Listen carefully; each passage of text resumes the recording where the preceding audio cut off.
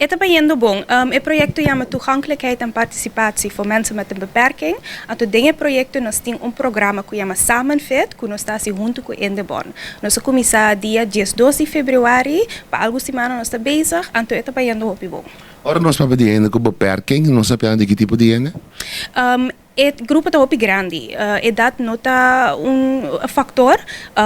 Bopo mire com pessoa que tem problema com o ouvido, pessoa que está com rolstoel, que está sinta den que está com rollator ou que está sinta den rolstoel. Dus é grupo está bastante grande. De caso aqui na una você está tendo encontro aqui? Nós estamos fazendo 6 diferentes bairros.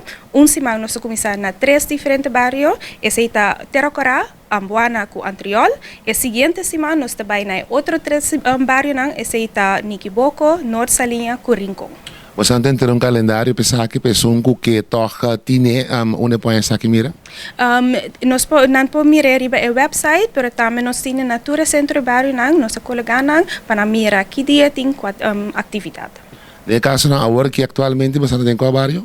9 de abril nós vamos começar a trobe na Centro Bairro Terocorá, na Centro Bairro Ambuana, para já sabe aqui nós está cambia vai na Antriol na Parque Patung Saragossa.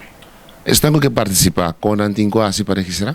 Não me se registrar, não pode vai, é grátis para todo mundo, se não tem 55 plus ou pessoa que tem deficiência, não pode vir participar.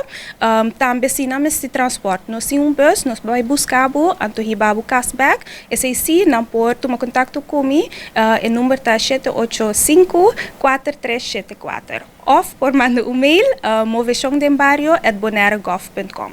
Conta bem com a reação para o projeto aqui. É também indo bom. Vou mirar como programa piloto.